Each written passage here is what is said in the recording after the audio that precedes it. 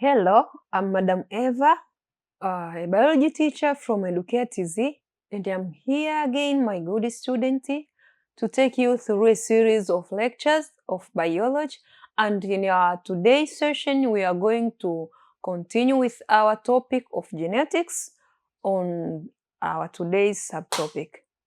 And here we can see there are lots of subtopics. We already passed through this one, and this one. And in our today's session, we will continue with the Mendel's law of inheritance. Based on his experiments, Mendel recognized the phenomena of dominance and formulated the laws of inheritance. Mendel correctly suggested that characteristics were transmitted from parent to offspring by internal factors. Katika experiment ya Mendel alirecognize tunasema kwamba alifanya observation na akagundua kwamba kuna presence of dominance traits. And in this fact pia akagundua kwamba traits zinakuwa passed from one generation to the next ambazo zinakuwa influenced by internal factors. Good students, tunaenda kuangalia what are these internal factors. And now we can see he also postulated that the transmission of factors occurred through gametes and that only one of a pair of factors could be present in each gamete. Na tumeona kwamba inheritance inaoccur through internal factors. Sasa hizi internal factors ili ziweze kuwa transmitted kutoka au ziweze kuwa transformed kutoka kwa parents kwenda kwenye offspring zinatumia njia gani? Mendel akatuambia kwamba they can be transformed transferred from from parent to the offspring through gametes, in which a pair of factors inakuwa carried by gamete to the offspring. And now we can see gametes may carry either the dominant or recessive character, and Mendel proposed the law of inheritance called the principle of segregation or law of purity of gamete, or Mendel's first law. Kwa tunaona kwamba hizo characters ama traits zinaweza zikawa carried through the gametes either in dominant way ama zikiwa katika recessive form. And from here Mendel akaja na law yake ambayo ni first law, iliitwa Mendel first law au tunaita ni law of purity of gametes ama Mendel's law of segregation. And now we are going to look on this law states. Law of segregation or Mendel's first law, you can see it states that characteristics of an organism are controlled by internal factors occurring in pairs, and only one of the characters forming the pair is carried in each gamete. Hence, half of the sex cell carry one allele, and the other of the half cell carry the other allele. My good students, our law is well understood. Kama tunavyoiona kwamba it's very simple. Tumeona kwamba Mendel alirecognize kwamba characteristics ama traits zinakuwa carried from one organism to another na zinakuwa influenced by internal factors. Here Mendel anakuambia kwamba due to the presence of those internal factors ambazo zinaoccur in pairs zinakuwa carried through gametes, ambako each gamete ina carry a pair, ina carry those traits present in pair of such factors kwenye inachukuliwa na hizo gametes kupelekwa kwenye offsprings ama kuwa transferred to the next generation. That is all about it. Also, we can see another law of Mendel, which is law of independent assortment, or we can call it Mendel's second law, which states that a pair of traits segregate independently of another pair during gamete formation. Kipindi cha gamete formation, tunaona kwamba according to Mendel aligundua kwamba a pair of traits ina segregate independently. It's a pair of traits, sifa fulani ambazo ziko in pair zina segregate ama zinaachana independently of one another. Kipindi gametes zinakuwa formed, in which each pair inakuwa carried by gametes to the next generation.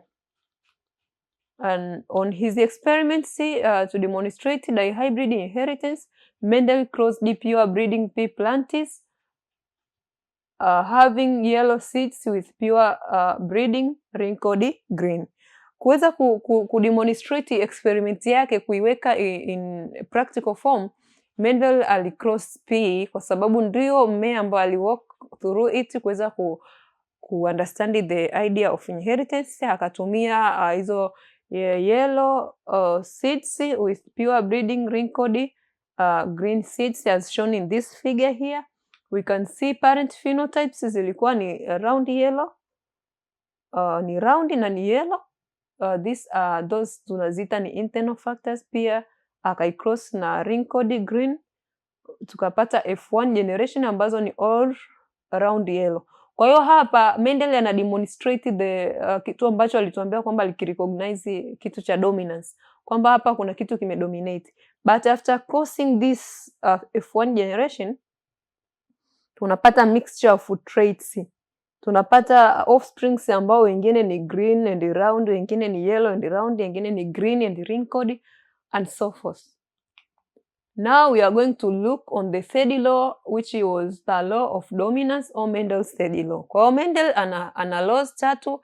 Ya kwanza ni law of segregation, ama Mendelian first law. We have the second one, which is the law of independent assortment, and this third one, which is the law of dominance.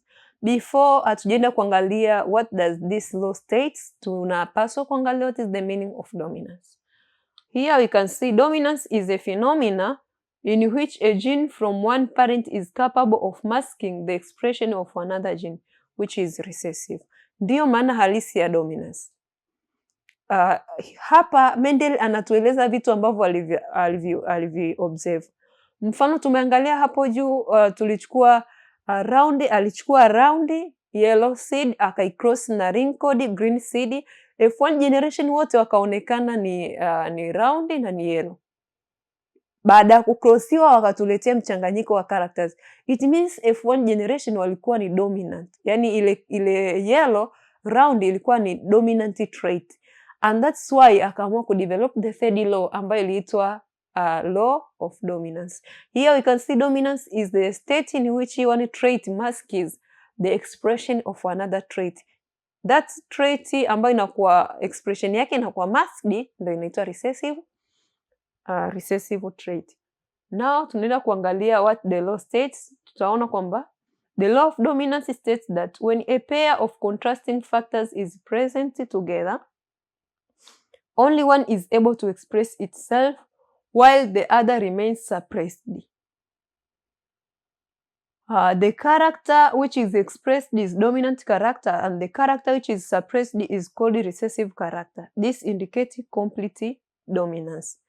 My dear student, hapa tunaona kwamba kwenye law ya dominance inatuambia kwamba kama two characters zitaji express at the same time, one character lazima iwe dominant ama one character lazima imaske the expression of another character. Ambao character itakaojishow up itaitwa dominant character, while the character ambayo haitaji express tunaita ni recessive. Mfano, character ya urefu na ufupi ina exist together.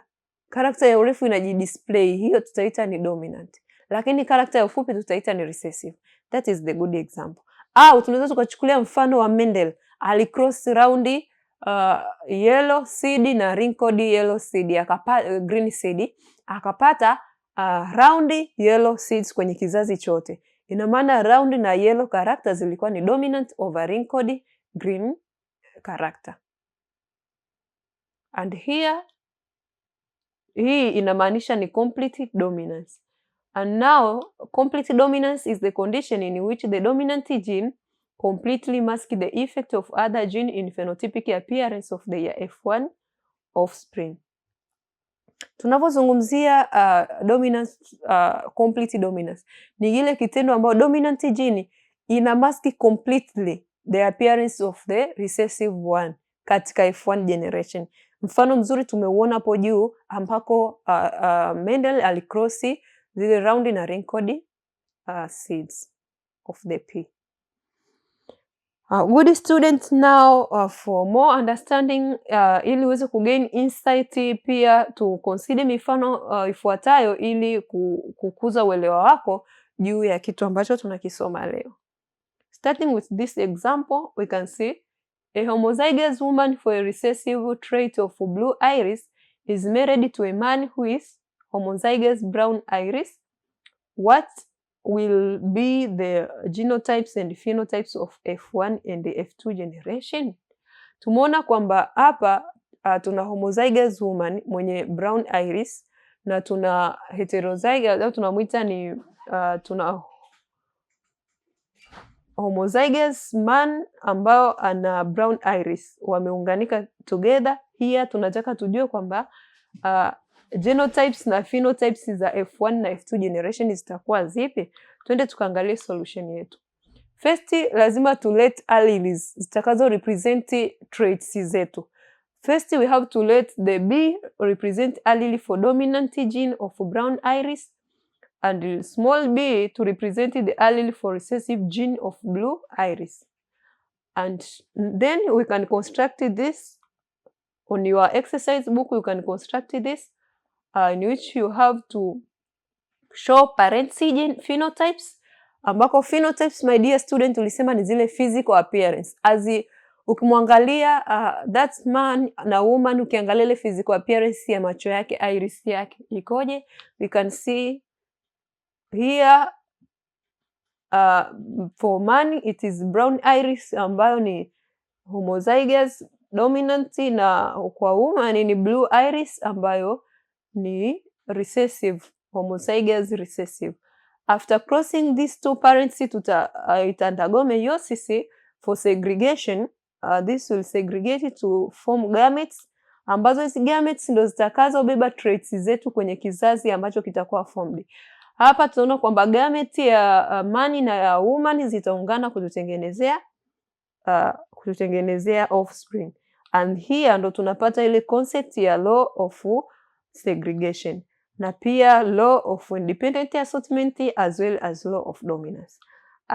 These offsprings zilizokuwa formed, tutagundua F1 generation all are brown, and this is the tunakuja kuzungumzia ile law ya dominance ambako hizi trait ya brown color imekuwa dominant over the blue one. Ina maana B ambao ni blue imekuwa recessive, but the capital B ambao ni brown imekuwa dominant. And this is the F1 generation. And now my good student, tutaenda kuangalia F2 generation. You can see figure 1 shows that in F1 generation 100% of the offspring will be phenotypically brown iris and genotypical heterozygous brown iris. When F1 offspring are selfie to obtain F2 generation, the result will be as shown in your following slide. Hii hapa slide ni kama F2 wakiwa F1 wakiwa crossed, lakini katika F1 tuliona kwamba after crossing the homozygous dominant brown iris man tukimcross na recessive homozygous recessive tunamwita ni blue iris woman. Tutakachokipata kwenye F1 generation ni kwamba 100% ya offspring watakao formika ni brown iris, but 100% also they are heterozygous. They are heterozygous in their traits. And now tunaenda kuangalia what will happen kama tukichukua ile F1 generation tukawa cross. We can see parental phenotypes, tuna select the two one, tuna segregate law of independent assortment, tunapata gametes. These gametes after fertilization tutapata offsprings. And here tutaona kwamba the ratio is 1:2:1. Kuna complete brown ya 25% au tunaita ni 1:4 mara 100. Tunaona wawili ni brown iris ambao tutaita ni brown iris lakini ni heterozygous, wanakuwa ni 2/4 times 100 sawa na 50%. Na hapa blue iris ambao ni recessive homozygous tutachukua ni 1/9/100 over 4 times 100. Hii itatuletea ratio ya 1 2:1. Okay. Now from this figure 2, it shows that in F2 generation, phenotypical 75 of offspring will have brown iris and 25 will have blue iris, but genotypical 25 will be homozygous, 50 heterozygous, and 25 homozygous blue iris. My dear student, katika mfano wetu tuliouona inabidi ujue kuweza kuelezea in terms ya phenotypical na genotypical. Phenotype tulisema kwamba ni ile physical appearance. Kwa unaangalia ile character ambayo imekaa dominant. Mfano tukiangalia second filial generation tunaona kwamba ukiangalia phenotypical 75%, au tunasema kwamba offspring watatu wale walikuwa wanajidisplay as brown kwa sababu brown color ilikuwa dominant. Kwa hiyo phenotypical 75%, ama utachukua 3 ya 4 mara 100 utapata 75%. Wote hao walikuwa ni brown, lakini blue alikuwa mmoja tu ambayo utachukua ni 1 chini ya 4 mara 100 utapata 25%. Lakini genotypical utachukua zile genetic, hii ni group kama genetical appearance nitaita ni homozygous dominant brown iris, nitaita ni heterozygous brown, hii nitaita ni homozygous recessive. Makundi yake unachukua kila moja over 4 gawanya kwa ngapi? Kwa unazidisha kwa 100 na utapata percentage. Another example, we can see a pure dominant purple flowered pea plant was crossed with a pure white flowered plant. What will be the genotypic and the phenotypic ratios of the year F2 generation? Here tunaona tena pure purple na pure white pea plants zilikuwa crossed. Tunahitajika kuonyesha F2 generation. Na before uonyesha F2 generation lazima uonyeshe F1 generation. In your solution here, first let the allele P represent allele for purple flower, and the small p represent an allele for white flower. Then consider this figure below. We can see this is the purple flower, na kama tunamkumbuka Mendel aliconsider purple flower kama dominant lakini white flower kama recessive. After crossing this tutapata hawa hapa kwenye first filial generation. Wote watakuwa ni purple colored. Then for more understanding utachukua hii first filial generation utaicross, then the result will be as this.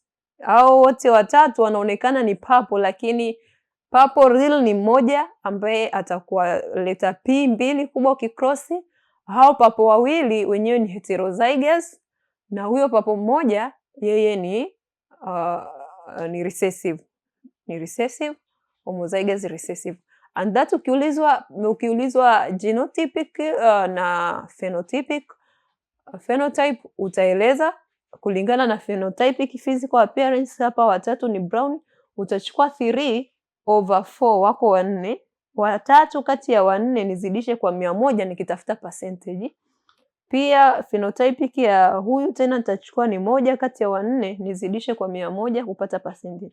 Genotypic, my dear student, lazima uangalie this one is dominant, hizi mbili ndo recessive, huyu ni hizi mbili ni heterozygous, na hii ni recessive. Kwa hiyo by doing so utatafuta percentage zake, and I hope you get an insight. Now tutaangalia a monohybrid cross between pure purple and white flowered pea plants. Genotypic ratios zao zitakuwa kama hivi na phenotypic ratios zitakuwa kama hivi. Kama una shida katika kutambua vizuri how this phenotype na genotype zinaokaa, au kama hujaelewa vizuri, unaweza ukaacha maoni yako katika comment side. Also, this marks the end of our good session, and now I would likely to invite you in this task so that you can broaden up your understanding, na kutaka ujibu wa maswali mawili kuweza kujua kama ulielewa kweli. Kwanza, why is Mendel's first law referred to as the law of segregation? You have to answer it. Also, you have to state the following laws. Mendel's third law as well as Mendel's second law. Vyote hivyo, my good student, will pass through it, and I explained it a lot, and I hope you understand well. And now this marks the end of our good session. Another session will continue, and I hope you'll keep follow our media Educare TZ for more lessons. Thank you.